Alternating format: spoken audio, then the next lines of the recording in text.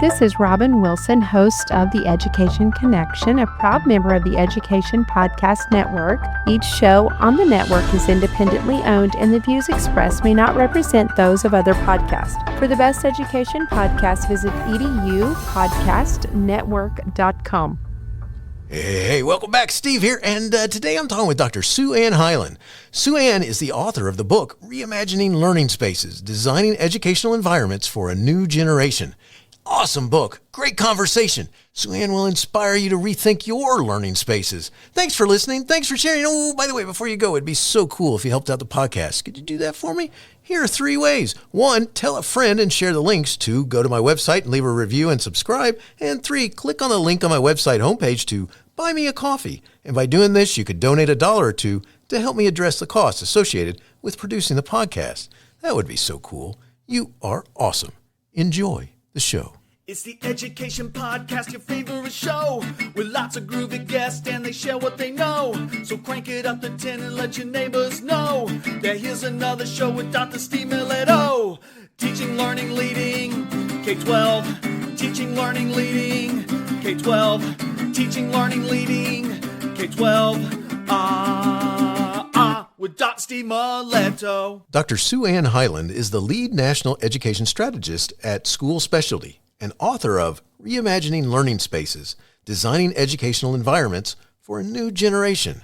With over 30 years of experience in schools and districts across the country, she has served as a teacher, consultant, director of curriculum and instruction, principal, federal programs director, and CTE director.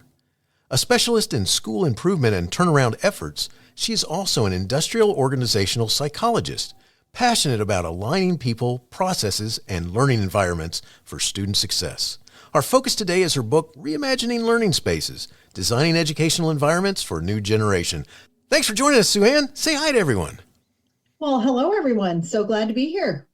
Well, glad to have you. And I read in your bio that you have over 30 years in education. Could you talk about how your roles from the past influence you and what you do today as the lead National Education Strategist at School Specialty?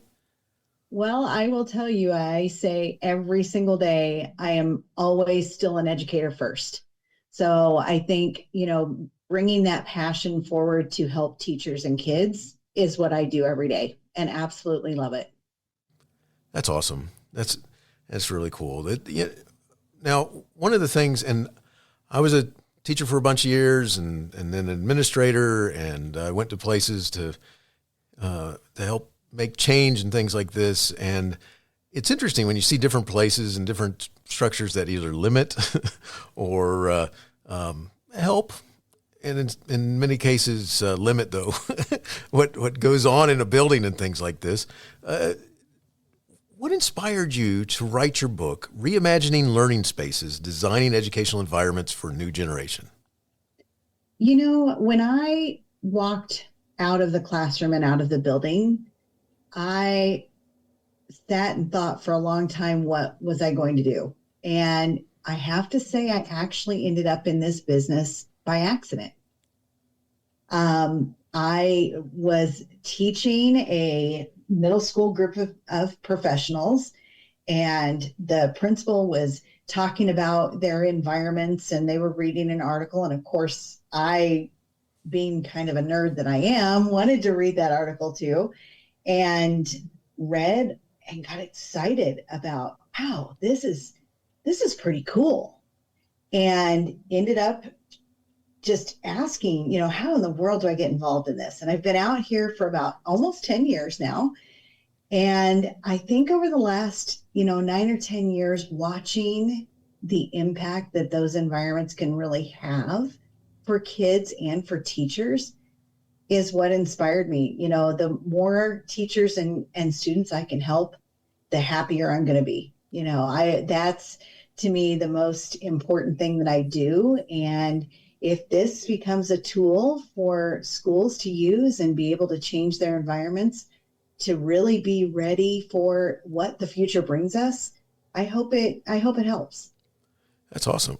One of the things that over my years of experience and being in different buildings and such, one of the things that's always amazed me is as the campus was growing or something like this, they built a building within a building or around a building or something. So you have to go through a room to get to another room to get to the actual room that you're trying to go to or something like that. Or, some of my other favorites are things like they ran out of money when they were talking with architects and such. So they decided, we'll just cut off this part of the plan and we'll save the money there. And then they found out that in that part of the plan that they cut off were the bathrooms and the water, the water pipes and all that sort of stuff that they were going to bring in. And by the way, very true story. But there's all kinds of things. I mean, some of them it's because it's ancient construction stuff like this with new construction on top of it. You end up with they're like caves that are throughout the building and such, and no natural lighting and things like that. I mean, why is the learning environment such a critical factor in helping both students and teachers thrive? Well, in the last few years, we've really seen a surge of research that talks about that very thing. And some of the things that we've learned are everything from the environment being called the third teacher to seeing the impact on collaboration and student agency and, self-efficacy, all of those things. If you can imagine walking into a space that is just like you said, no natural light, hard seating, and just a really uncomfortable, you're trying to wiggle around to make yourself comfortable. And on top of that, you didn't get any sleep. Maybe you didn't have a good breakfast. And you argued with your big brother that morning. When you walk in, that environment is helping to set that tone for your entire learning day. And if students can, have a little bit of control, sit where they want, sit in a chair that's comfortable, ergonomically supportive of, their body, and maybe if they've got that sensory overload or they need a cool down spot, giving them an additional space that might even allow them to relax, chill out for a minute, breathe, have really great acoustics, it's going to calm their entire system.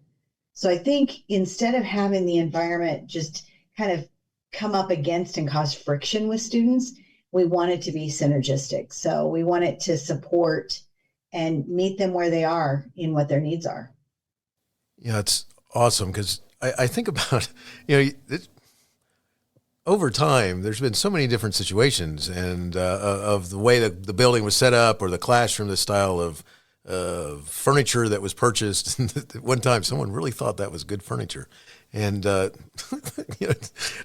so when I was in junior high, which for those listening, there were these things called junior highs. And at the junior high that I attended, I grew up in Daytona Beach, Florida, and it was a hop, skip, and a jump from the beach. And now part of this building, it literally was built in 1918. I'll never forget that about this building. It originally was built then, and part of the building was closed off. I mean, literally, they boarded it up, and there are all kinds of stories about what was on the other side of those boards, and why it was boarded up. But from the third floor, you could see the ocean. And you could hear the ocean and the sounds that go with it. And what's funny is that this was one of those old buildings that they built giant windows because there's no air conditioning. So, you had to raise the windows, and the teachers fought the battle with the kids, which is no, the windows go down and the blinds go down. And so you can't see it and push out the light. But there was nothing like attending a school where you could smell the ocean and hear the waves and the sounds that go with that. Now, I'm not saying that we should have ocean waves and ocean sounds in a school, but it's an interesting environment that creates it. But I think about that building, and it had very old, uncomfortable furniture. It had the desks that, once you got into them, you better not have too big a jacket on or something like this because you're probably going to get stuck in the thing. And there wasn't a whole lot of moving. Most of the classrooms were set up in straight rows and things like this. And once in a while you ran into a teacher who fought that and did something different. But when you think of a traditional classroom, what comes to mind? Well, I think you described it so well. Our schools were designed in the pre-agrarian age, pre-agriculture, right? So rows and systems, And it was kind of in that feel of should be seen, not heard, right?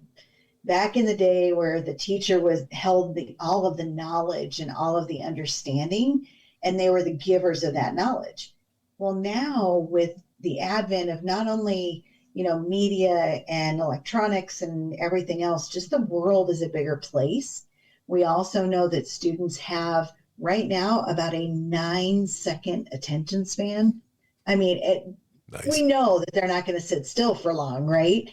And I think that we've maybe gotten a little slow to catch up with that. So many things about the school that you described are so wonderful. That natural light, that sound of the ocean, that feel, even the smell, right? You know how that ocean smells. Oh, It's yes. wonderful, right? Well, then what if you've got a building with old musty smells and, maybe a little bit of yuck that, oh yeah, I got to sit in this hard chair. And you are so right about that combo desk. I was too short to ever sit in those. My feet would dangle Oh, when I wow. would sit in them, I wasn't very comfortable. So it's not conducive to really being collaborative. And the world right now, when we're sending kids out to be a part of the world and that workforce, they need to know how to collaborate. They need to know how to talk and to problem solve. We need an environment that's going to support that so they're ready when they leave.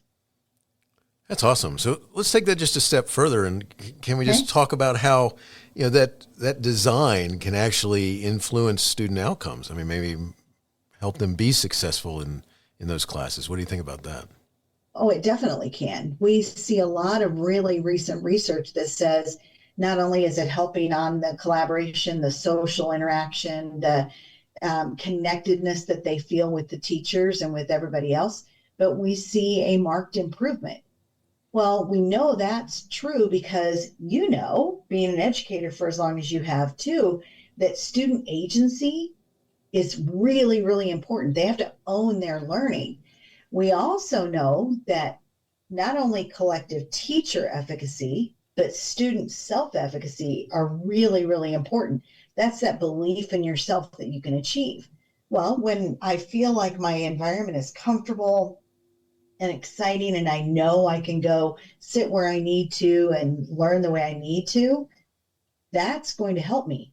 And I think of all of the times, I know your listeners may just close their ears and say, I cannot believe she's going to say the word COVID. But I will tell you one really great thing that came out of COVID is we allowed students to sit and be where they needed to be able to be a good learner. And I know my own daughter, she cringes every time I tell this story, but she was a freshman in high school.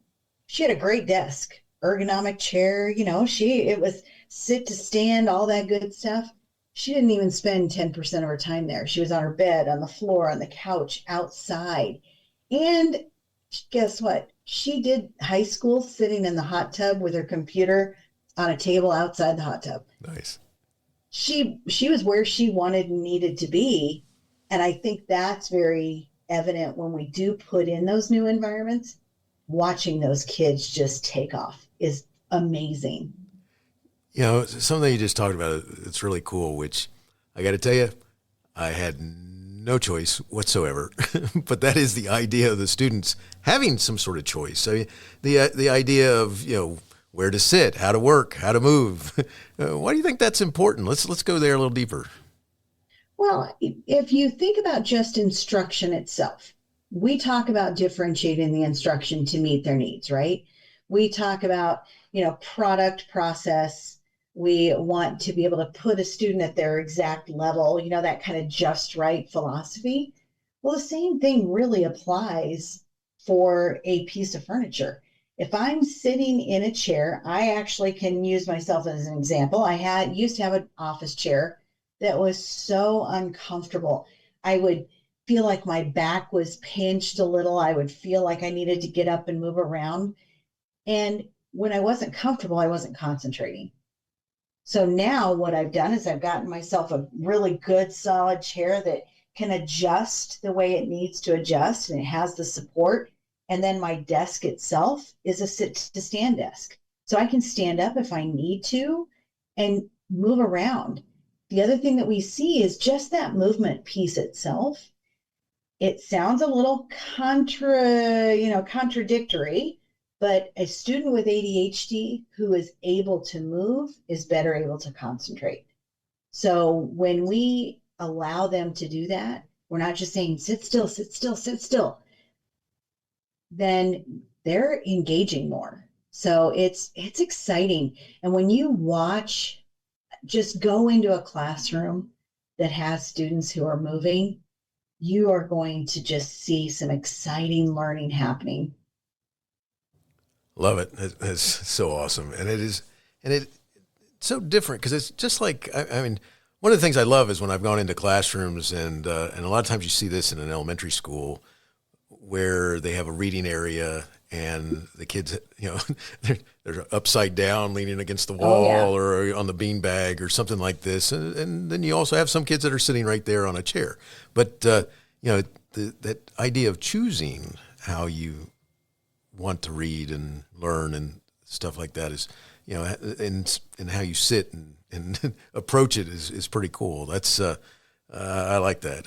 All right. So let's talk a little bit more about the flexibility of space design. I mean, what is it that you talk about? What is it that, how can it meet the needs of every learner? I mean, let's go into that some. What do you think? Well, definitely diversity within that environment. I've got a really great friend. Her name is Dr. Lenny Scott Weber, and she talks about thinking of F to the third power. You've got fixed things, flexible things, and fluid things. So being able to have pieces of furniture that are easily movable. So if you want a large group, you can have kids move into a large group, not just the teacher moving, but the kids moving their furniture around. Like you said, those small little areas to sit. And I mean all the way kindergarten to 12th grade, because I don't know a teenager around that doesn't like to lay on the floor or sit in a beanbag or relax, sitting next to friends, right? So when you think of the environment itself, thinking in kind of a ratio. I want a little bit of that formal seating, like you said, with the students who love to sit at a hard desk in a regular chair. There are those students. And then you've got some flexible seating, maybe a little bit of a rock stool that can sit with the desk or the bean bags or some, quiet, cozy corner. And those things are able to move around and work together. Having a standing height table that students can come over and tinker. I'm really putting a lot from about third grade on up in classrooms across the nation. I'm putting in small maker spaces in the back of a classroom, because you might have that time where you say, you know what, guys, let's go. We're going to present our learning in whatever way works for you. Not just a written report, not just a multiple choice assessment. I want you to draw a picture or do a play or write a song and teach us about what you learned. Having that space even is really important.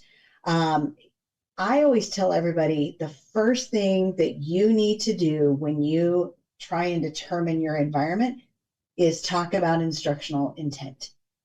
That instruction really matters, because if I have, let's say, a CTE classroom that's welding, obviously I'm probably not going to put a chill corner in a welding room.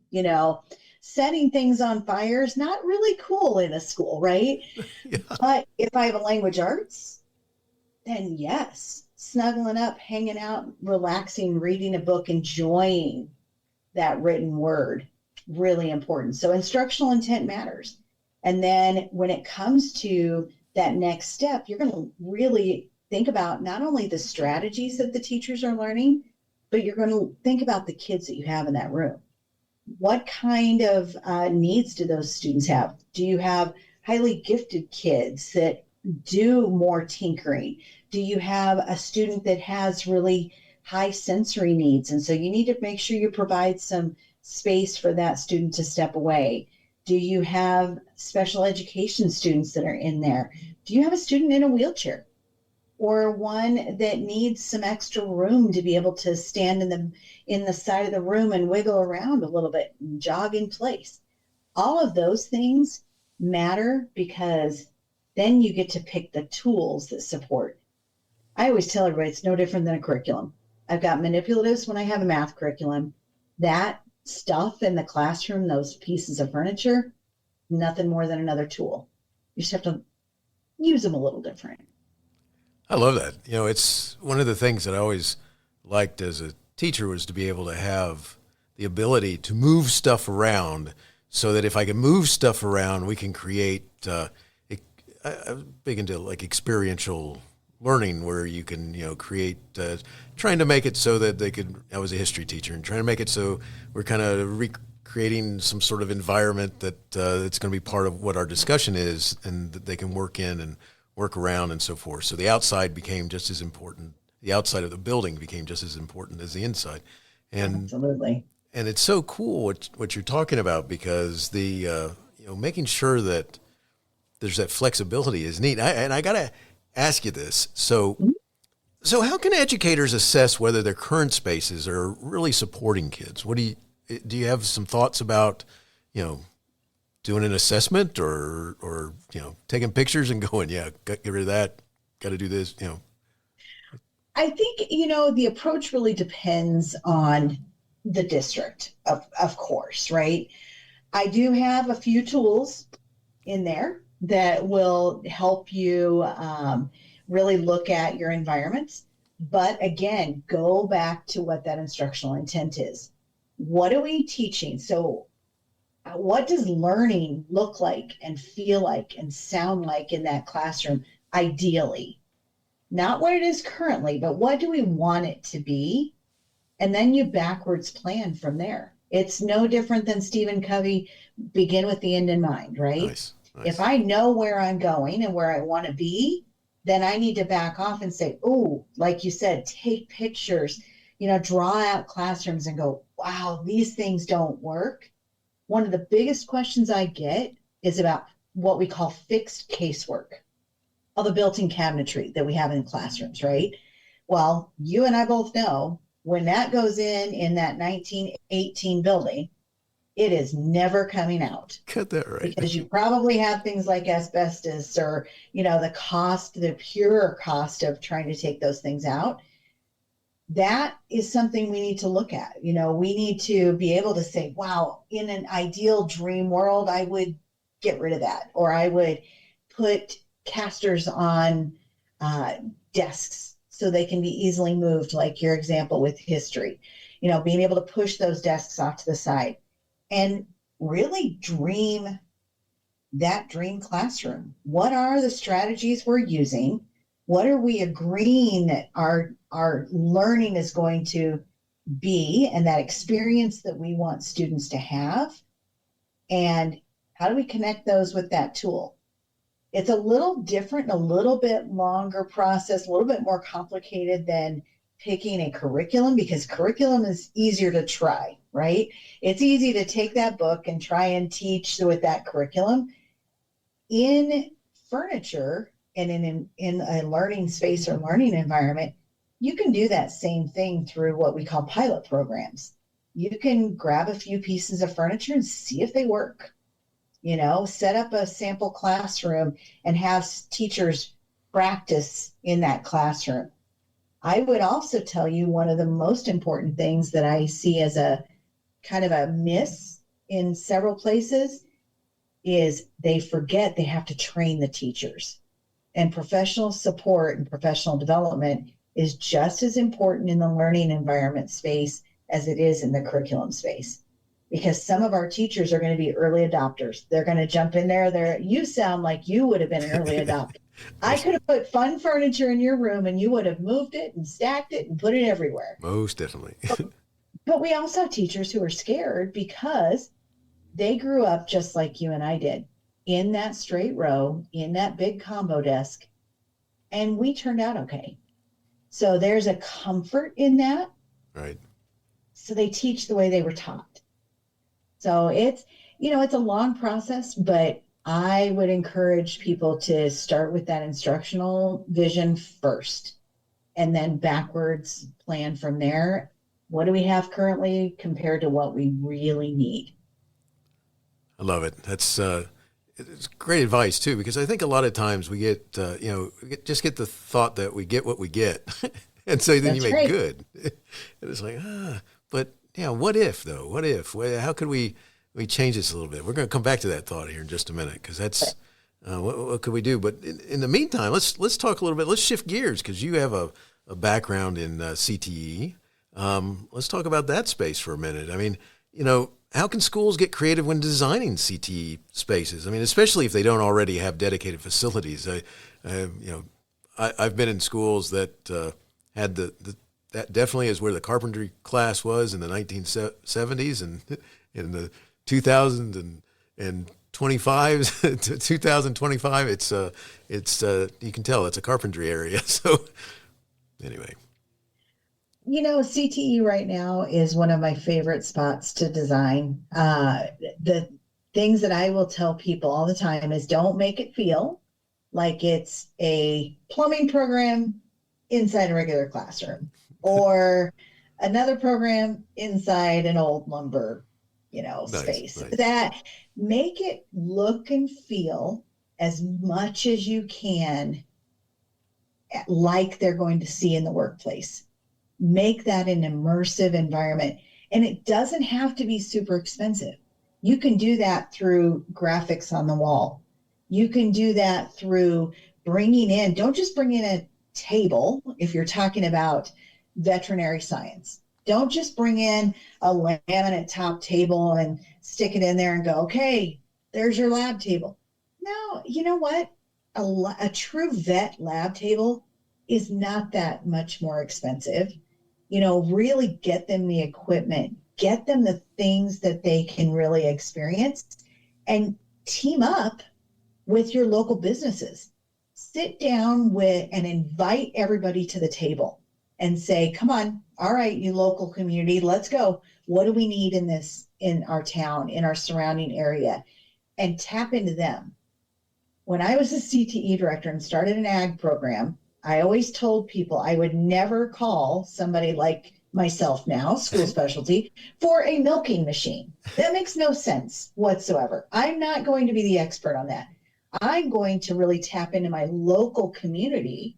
I'm going to have school specialty help me do the environment itself, but then that specialized equipment, I'm going to go to my farmers and say, hey, what are you using right now that's high tech, really state of the art? Like in your tractors, the GPS stuff that you're using and that automated AI planning that you're doing for crops. How can we bring that into the classroom and get our kids ready to support that local community?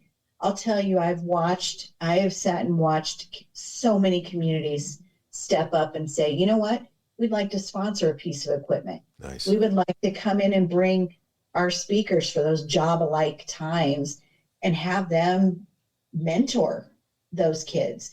And I think, by connecting those two things together, that really good design that makes it feel immersive and that local business, man, it's a great way. I was just down in Utah a couple of months ago and spoke to this sweet, wonderful district, small, but boy, are they mighty. And they were putting in a cosmetology program. And they said that one of the ways that they found to be able to help support a teacher in that is to bring that teacher in and say, you know what, you can still use this space after your school hours to actually run your business. And so by, that combination, wow, that saves that business tons of money. They can help afford to come in and teach and maybe not have the income between 10 and 12, in the morning to teach. And then that's another extension out to the community. It's another great service. So there are lots and lots of creative ways that you can really make it look and feel like the real environment. I love that. That's, and it's so important because, one of the things that, not that there's anything wrong with some of the setups of some of those classrooms, but they definitely weren't adaptable. They're kind of stuck in their ways. And I was just wondering if you could speak to the idea of actually, if you get a chance to build new areas in space, to make it possible where it can be adaptable to different ideas and such? Absolutely. You want to make sure, of course, safety when it comes to those kinds of spaces is really important. So the things that need to be completely fixed and not movable, of course, definitely fix those in. But as much as you can make what we, again, in those 3 F's, flexible, which means it's movable. It's not really easy. You can't move it in the moment, but maybe I've got some cabinetry that has some hidden casters that if I needed to move and make this change from, I don't know, a culinary space to a, fashion design or an architecture program, I can move those cabinets around and help bring in new pieces that would support that new program. I tell everybody all the time, we don't know what your community is going to need in 5 or 10 years. So the more you can make that a space that can move around, the better off you are. And that's why something like graphics on the wall, those are easy to change out. Those are not things that you have to have and you're going, oh man, I can't ever change this from a culinary program because it's stuck there forever. These days, they are so creative, and these companies that do all of the wall graphics are so wonderful. You can take those off, change them out, make a brand new space. That's so awesome. It's one of the things I think about is that I grew up in Florida. I mentioned that a little earlier, and I went to a school where one of the CTE classes was large marine engine repair. And they worked on these big boats with the big boat engines. And so you knew when they started them, all right? You're like, whoa. And it was out on the other side of the band room. I was a band kid. And it was like, wow. And I think about the types of space that they had, because the space that was built as in kind of the way you're talking about, because they never knew how big the boats were going to be that they were working on.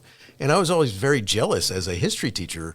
Now, go forward a bunch of years when I become a history teacher, that you think about space and it would be so nice to have places that you could, I can manipulate the space around me to make do for however I want to work that day, or how the kids have designed the class for the day or something like that. Absolutely. And I'll tell you, if you're building a brand new space, which is always a dream, I mean, that'd be wonderful. I will tell you one of the, a few of the things that I'm seeing architects do, which are amazing, are super wide hallways, because then you can extend that classroom space out into the hall. Nice. And be able to utilize that space.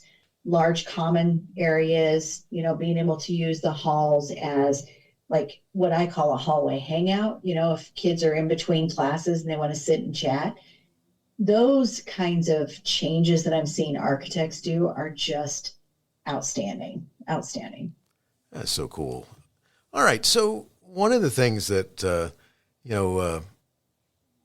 want to talk about here is, with budgets being what they are, and systems in some areas are going to be a little, the purse strings are going to be a little tighter than others. And, for districts with limited budgets and no new construction on the horizon, what's the most important first step in creating a roadmap to transform existing learning spaces? What do you think? Well, I think that first step is exactly what we talked about earlier. You've got to put that dream on paper. So being able to say, where are we now? Where do we want to be? And then my biggest piece of advice is always start small, because changing out a few chairs, adding a couple of pieces of soft seating in the corner of the classroom, those things are not overly expensive. Those are going to be ways that you can step in and make some change that makes a really big impact. Add a couple of sit to stand desks in each classroom. Again, something that would be very, very useful for kids, have a great impact, but not cost you more than a couple of desks per classroom. It's not like I'm revamping everything, but make sure when you make those steps, number one, you support the teachers to make sure they know how to use them, they know what they're for, and also, again, making sure that it connects to that dream of where we want to be. And then you're going to get there eventually. I love that. It's awesome. It's funny, in the role that I'm in now, I wish I had known a long time ago. For example, it's not that expensive to put a doorway where there is not one through a concrete block wall. All right. It turns out that it's an incredible skill that people have, and that, may not be out there as much. As you find the right person, and it's awesome. I've had this discussion where he's like, now I've drawn this chalk mark. This is where the door is going to go. And I want to make sure that you are sure that this is where you want the doorway to go. And it's like, yes. And then he started, and boom, next thing you know is you got a doorway. And, Sure. And the awesome part of that was that this was an old elementary school that no longer was being used for that. It was now part of a support organization to support the schools in the area. And so we needed access in different ways. And it was to take down, like these tunnel walkways and stuff like this. And it allowed being able to get, a better flow, I guess. There's a great word for me, a better flow and so forth. And it's amazing because oh my gosh, man, to be able to think like this, the idea to make spaces more flexible, more usable, lend themselves more to whatever it is that you're trying to do. I think it's so important and a neat skill. I hope that makes sense. It makes total sense. It makes total sense. And I would say, if you are ever blessed to be able to do a kind of a refresh of a building, like cutting in doors where they haven't been before, or you get a chance to build a new building, talk about the learning spaces at the same time that you're talking about the building changes, because those do need to go hand in hand. And oftentimes what furniture goes into a building is the very last thing that we talk about, and we forget about it until the very end. So talking about what those spaces need for kids at the very, very beginning is critical. Yeah, it's so important. I'm going to go back to that same building just a minute because I learned a lot. I was given a budget by my board, and then let's redo this space. So I got to do some of what I'm getting ready to ask you about in just a minute. Okay. And one of the things that I wanted to do was, so like the library, the old library in this elementary school, the bookcases were attached to the floor, right? So you had, and the school that existed there took some space in a corner and tried to make it higher than everything else. And so they tried to do some of that. Well, it's like, I can make this into a more flexible space. And so we got rid of all that stuff that was attached to the floor and then and it wasn't going to become a library. It was going to become a professional learning center. And so I didn't need all that stuff, and we needed more space and so forth. And so, having tables and chairs that roll and being able to do stuff like that. And I got to say this because it was funny, something you mentioned before, which is they really did a good job in the 1950s of attaching things to walls so that they don't come off. Yeah. Amen. Yeah. And our old desks are still, I just redid a school a few years ago that was my husband's old high school. Nice. There were still desks that were from when he was in that high school. Nice. They were well made. They were not going anywhere.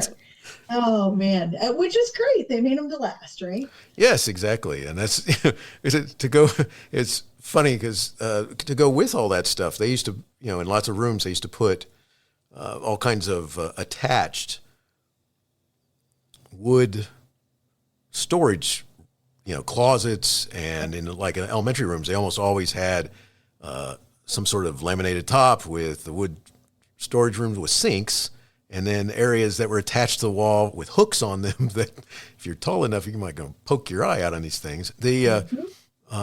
And to be able to take all that stuff out, because I had the ability to do that sort of stuff, but all that made it made this classroom smaller because you had that type of stuff in there. You know, it was the same type of room everywhere. So anyway, so what I want to do is, as I'm sound like I'm babbling about different things, I'm sorry about that. It's an exciting topic because it is.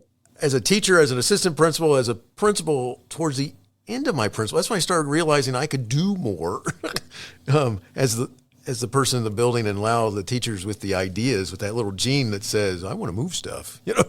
Right. What would you do if you were given, forget about budget here, if you were given the opportunity to design that school that would kind of live this vision that you have? What would you do? What would it look like? What's something that would be a major part of it? That's something you would do. Gosh. Oh, that question excites me. That's always been a dream. I think the first thing I would do is make sure that there are lots of what we call biophilic elements, lots of outside in elements, lots of light, lots of space to be able to see that greenery, to bring some of that, living walls, things like that into the building. Like I said before, lots of large open hallways with some shared learning labs.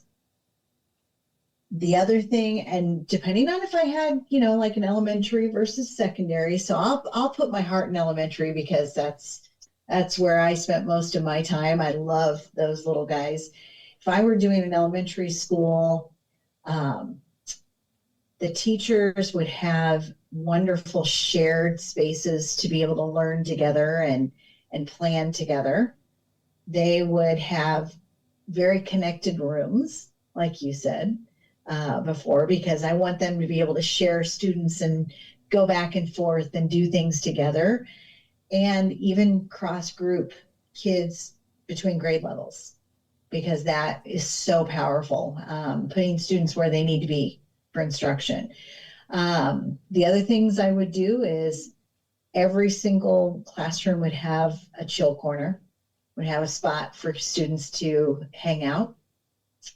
All mobile, like you were talking about with all of those cabinets. I would make all of my cabinetry mobile, so that way it can move around. It can create pathways in a classroom. It can have writable surfaces on the back, so I can use that. Each desk would have what we call a wheelbarrow caster set on it. So 2 instead of 4. Nice. Because I don't know about you, Steve, but I know a few kiddos who may have ridden down a desk on 4 wheels down the hallway. So we'll do 2. So it's mobile, it's fluid, but easy. Lots of chair variety, lots of height variety, maker spaces in every classroom.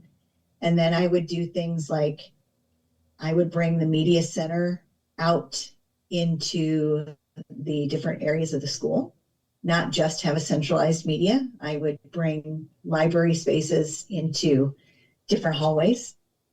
I would, in the cafeteria, the hallways, the media centers, I would put lots of space for kids to go and get respite if they need. And I would make sure that that whole building not only was branded well and beautifully and created that sense of pride for kids, but I would make sure there's good acoustics, because as a former teacher, that cafeteria is crazy, right? Yes. And I get that question a lot. How do I get kids to be quiet? That's the wrong question. It's how do we quiet the environment to support kids' social, right? Love it. So lots of acoustics everywhere, but that's a lot of dreaming. We could go on for a week just on how to create a school. Oh, that would be amazing. Love it. I love it. That's awesome, because that's I tell you, if I knew now what I know now, I'd love to go back to me a long time ago and say, it's okay. That's right. That's right. And let's do it. So good stuff. All right, Sue Ann. Where can our listeners find additional information, connect, and learn more? I would say there are several places. Go to schoolspecialty.com, connect with me there. Give me a holler, pick up the phone, grab an email, suann.highland@schoolspecialty.com, easy. or just, take a look, find my book and reach out that way. Awesome. Well, I'll put information in the show notes where they can find your book and reach out to you and check all that information out they just shared. So good stuff. I got one last question for you, and it goes like this. Do you have a teacher in your past who made a difference in your life? If so, who was it, and what would you say if given the chance to say thank you? Several. It's one of the reasons I became a teacher. I will give you two quick little ones. I loved Mr. Glenn Newcomb. He was my band teacher in high school. I was also a band kid. And he was one of those inspiring, encouraging people who would just let you dream and grow. And then the other one who really instilled my love of teaching and learning and reading is Mr. Layton. He had his handlebar mustache. He would walk in, we'd walk into his classroom every day, and he would greet us with, "Hello, my cherubs." And I grew to love classic literature and writing and reading, and he was just extremely, extremely passionate about what he did. So two amazing, amazing teachers. I could list 50 of them, though. That's awesome. I love it. Sue Ann, thank you so much for talking with us about your book, Reimagining Learning Spaces, Designing Educational Environments for a New Generation. And thank you for dreaming with us about if you could do your own building. I love that. What a great focus. Wishing you the best in all you do. Thank you so much. Hey, you have been listening to Teaching, Learning, Leading K-12, a podcast to help you help kids achieve their dreams. Teaching, Learning, Leading K-12 is a member of the Education Podcast Network. Podcasts for educators, podcasts by educators. Teaching, Learning, Leading K-12 is a member of the podcast network based in Canada called Voice Ed Radio. Voice Ed Radio, your voice is right here. The opinions expressed on Teaching, Learning, Leading K-12 are those of the guests and host. Teaching, Learning, Leading K-12 is intended to share ideas, advice, and suggestions. Teaching, Learning, Leading K-12 is produced for educational purposes. Hey, thanks for listening. It would be awesome if you visited my website at stephenmiletto.com and connected with me, left a review, and listened to more episodes. And by the way, you could also share it with your friends, with your family, and your colleagues. Thanks so much. You're awesome.